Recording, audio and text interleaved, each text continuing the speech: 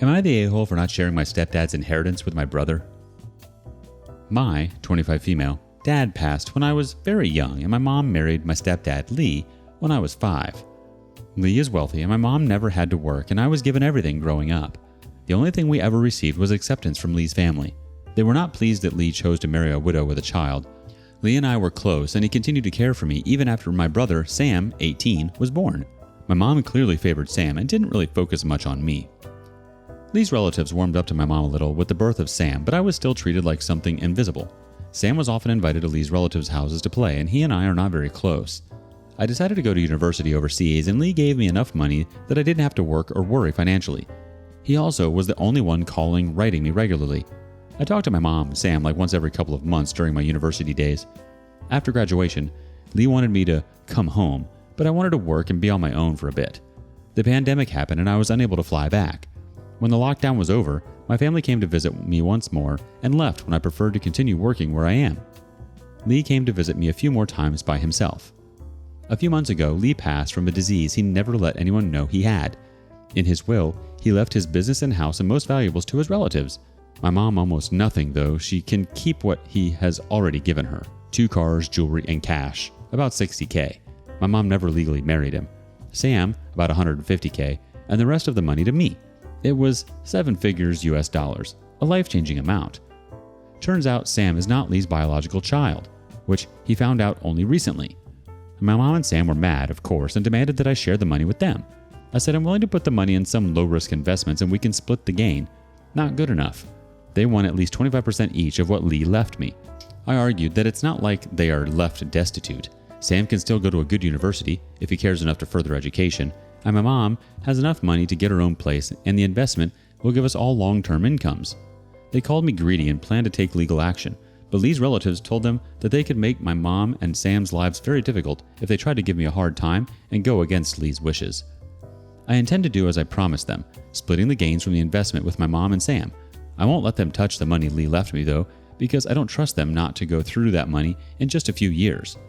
Am I the a-hole? Let's see what the community judges. Nick's Clapped Reddit says, "Not the a-hole. You aren't his biological daughter, but the daughter he chose. Splitting the gains is already nice from you. But don't give your mother too much, otherwise she will pay a lawyer to sue you." Purple Mars Alien votes, "Not the a-hole. Keep the money you inherited and do what you want with it.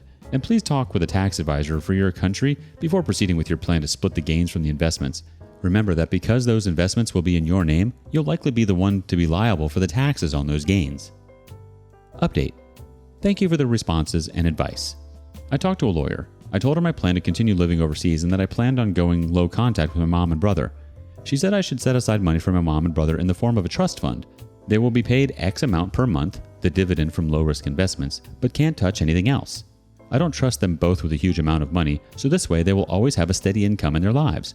I know this is against Lee's wishes, but I just need to take care of them this last time. I already have a will set up that everything will go to charities. I make decent money at my job, so I set up a will a while back. My family knows this when everyone visited me that one time. Sam still has a year of school before university, so he should still be living with my mom in the meantime. My mom has a room in a high-rise that Lee gave to her a while back, so they should be fine with a place to live. I plan to support Sam's university expenses. He's not academically inclined, but in our culture, he will definitely be pushed to go to university. I'm still working with my lawyer to see how that can be without having to get too heavily involved. As to why Lee never found out before about Sam, my mom is mixed race while both of her children's fathers and Lee are the same race. Sam and I look like her, so it's hard to tell. Don't know why Lee decided to investigate after all this time. He was to blame for Sam being spoiled too, with how much he had been letting Sam spend over the years. My mom is 10 plus years younger than Lee. Maybe that's why she had the affair. She has a university degree, so she can find a job if she wants. Her jewelry should be worth near 6 figures, though, so there's always that. Lee's relatives took carrying out his intentions seriously. Ever since Sam became more problematic in his teens, the relatives tolerated him for their blood connections. Now that he is not, my mom and Sam are instantly in their bad book, I guess. Once this mess is more settled, I'm thinking of asking my workplace for a relocation. A change of scenery should be nice. I like my job, so I think I will continue working, but maybe my vacations can get a little more extravagant from now. Thank you. Your decision to put money into a trust fund for your mother and brother to ensure they have a steady income without running the risk of them squandering the entire inheritance appears to have been well thought out. This level of attention shows responsibility and consideration. You ought to have a will that details your goals for your personal belongings, including any donations to charities. Keep in mind to speak with your attorney frequently throughout this process and make sure everything is legal, and to make sure you're doing everything you can to safeguard your interests and the interests of those you care about. Wishing you the best of luck in your future endeavors and in solving the current problem, OP. Pacifist War Freak chimes in. The money was willed to you. You are under no obligation to share it with anyone, least of all those who only think they are entitled to have it. You are already being generous with your plan of giving them a part of the proceeds from investments in order to support them. It's not your fault if they continue to think that they deserve more and choose to be disappointed with what you give. So think nothing more of it and live your life to its fullest. Spirited Complex 903 wants to say, have you spoken to a second lawyer? I am surprised that this lawyer told you that you should open a trust fund for your mom and Sam. I really think you should fully honor Lee's end-of-life wishes and not share your newfound wealth with them. It's not as if Lee left either of them high and dry or destitute. Far from it, in fact. By sharing your inheritance with these two, you're basically enabling their strong sense of entitlement. Your mom, sadly, caused you and Lee so much harm and unnecessary hurt. I'm so sorry. Whatever you decide, I wish you the best in life. I'm so glad that you had Lee in your life. On to the next story seeking judgment. Am I the a-hole for calling my friend's proposal disrespectful? Alright, so here's the deal. My friend, male 27, decided to propose to his girlfriend of 3 years, Dina, female 26. The two met at a bar pre-COVID and were just chatting at first, but it quickly led to more, and eventually the two of them moved in together and discussed marriage. Personally, I think they're a great match, and my friend, Steven, has never been happier. He told me that he was planning to propose to Dina, and I was ecstatic. Well, the day of the proposal hits, and I called Steven the next day, which was last night, to congratulate him. But he wasn't happy. He told me that Dina had said no. I was shocked and asked if he knew why. He said that she didn't like how he proposed. Now here's the thing. I knew he was going to pop the question, but I didn't know how he was going to do it. He thought it would be romantic to propose at the place they met. Yes, a bar. Already, I could kind of see why she might not like that, but I decided to ask her privately because she and I have gotten to be close. She confided in me that it's because she told Steven multiple times that she didn't want to have a public proposal, and that she was horrified he would do it at a bar of all places, and that she felt disrespected that he didn't accommodate that. I told Steven that his proposal was honestly really disrespectful and seriously kind of messed up, to which he told me I was being an insensitive a-hole and should be supportive as his friend rather than talking down to him, but I don't know if I'm wrong here. Am I the a-hole for calling my friend's proposal disrespectful? Edit to clarify, I am actually female, for those saying him. He saw everything, all of this. He confronted me about it, and while he was pissed that I aired their dirty laundry, he did end up thanking me for posting it because it gave him a different perspective. So thank you, commenters. As for the relationship, Dina and Steven are still living together. Sort of.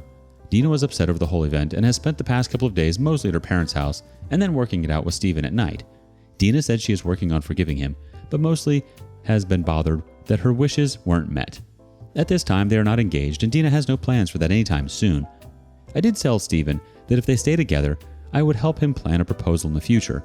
The three of us live in Florida, and we're all relatively close to the beach, so I suggested to Steven that next time he proposed, he'd do it in the evening at a beach, or somewhere private without a lot of people or noise. Steven also told Dina he is planning on returning the ring he bought, and will be giving her some of the money to use for whatever she wants. I think he ordered flowers to be sent to her work, too, if I'm not mistaken. So I guess it all worked out in the end. It makes sense that you criticize your friend's proposal as disrespectful given that he defied his girlfriend's clear instructions. It was Steven's duty to respect Dina's feelings and make the occasion special in a way that adheres to her preferences if she had made it clear repeatedly that she didn't want a public proposal. Being open and honest with your friends is crucial, especially when it comes to significant life events like a proposal. It's important for Steven to realize that even though your remarks may have offended him, your goal was to teach him how to see things from Dina's perspective and take something positive away from the experience. It's encouraging to hear that they are still trying to repair their relationship, and it appears that Steven is making amends by giving Dina her ring back and talking about her goals for the future. It demonstrates your support and willingness to help in a more significant way if you offer to assist him in creating a future proposal that complies with her wishes. In the end, it's crucial for Steven to learn from this experience and develop as a partner because these qualities are essential in any relationship. Now let's see what the community votes. Dice Cold Killa says, not the a-hole. Steven should have set the bar higher. Yeah, I'll see myself out. Concerned Reader 1982 chimes in, Steven is the a-hole. If his girlfriend told him not to propose in a public setting, he should have respected that. The bar thing doesn't bother me because it's their first date. What's bothersome is he did something she specifically asked him not to, and now his feelings are hurt because he didn't listen to her. Not the a-hole. Even Supermarket 629 says, not the a-hole. I would have said you're the a-hole had they not discussed the proposal before, but she told him multiple times to not make it a public proposal, and he did the opposite of that. I would be pretty pissed too. She had one request, and he couldn't even deliver that. One more vote for marginal greatness. Not the a-hole. Ask your friend, once he's calmed down, if he wants you to lie to him. Tell him that you are his friend and that you want him to learn and grow. Let him know that you will now question him as to what kind of support he's looking for. Honesty or a shoulder to cry on. Moving on. Am I the a-hole for not making child-inclusive plans that someone in my friend group can't attend? Howdy guys. Recently my friend group have been divided on an issue. I have a group of 6 friends and their significant others are from high school. All of us are in our mid-20s. The only person in our friend group is Jessica, who has 2 young children and is a single mom. I'm the only person in my friend group that can host, as my husband and I own a decent-sized house and don't have anything stopping us from hosting, I guess. One doesn't want to host, 2 live with their parents and can't, another has roommates that won't let them, etc. We all live in a rural area, so there isn't really anywhere to go for more than a quick dinner.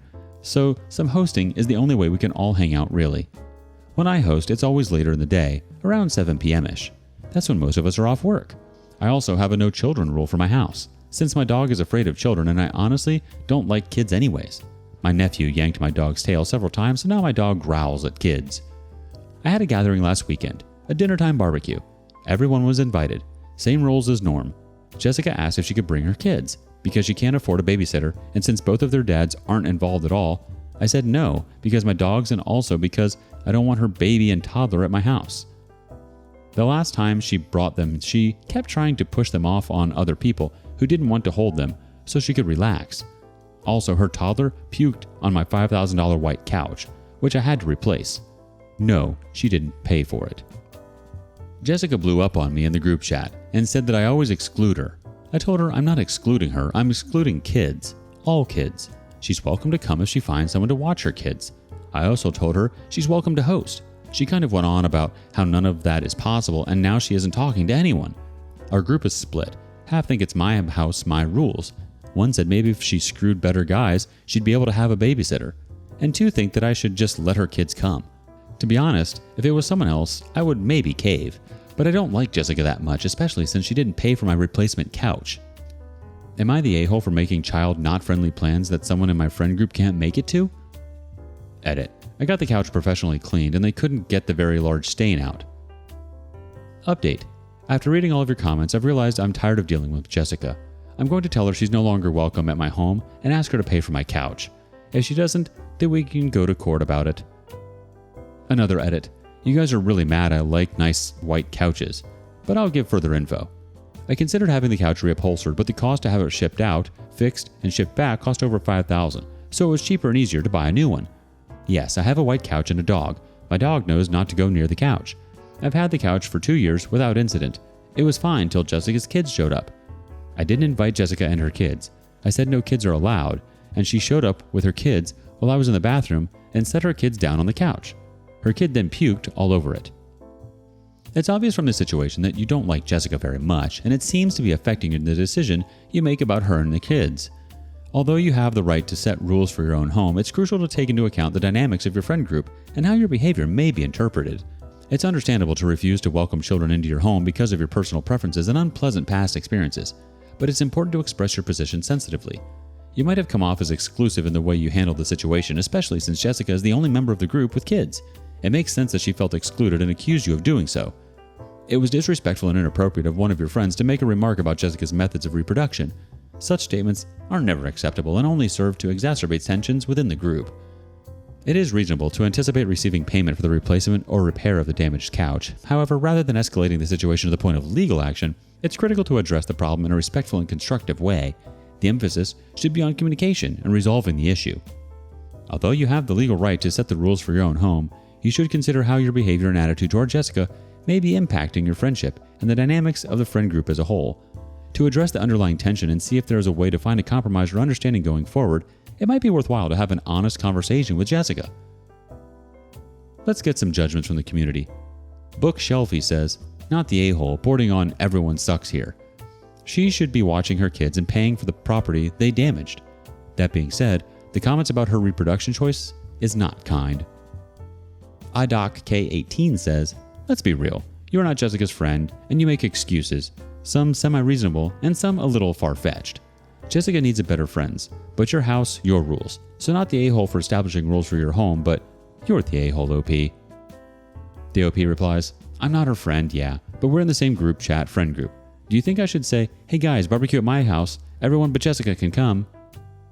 Free ad 7708 chimes in, not the a-hole. You don't want kids in your house and you are free to make the rules. That you weren't compensated when damage was caused by her kids affirms your choice. Also, the friends who said she should screwed better guys are a-holes. The OP replies, Dave kind of hates her because she cheated on his brother in high school. He's a pretty nice guy the vast majority of the time. He volunteers all the time, helps pretty much everyone move, etc. I like Dave a lot more than Jessica, so maybe I'm biased. It was definitely an unkind comment, but not really wrong. Her kids' two fathers are both homeless drug addicts. Subsailor 1968 says, after the sofa incident, yeah, I'm with you, not the a-hole.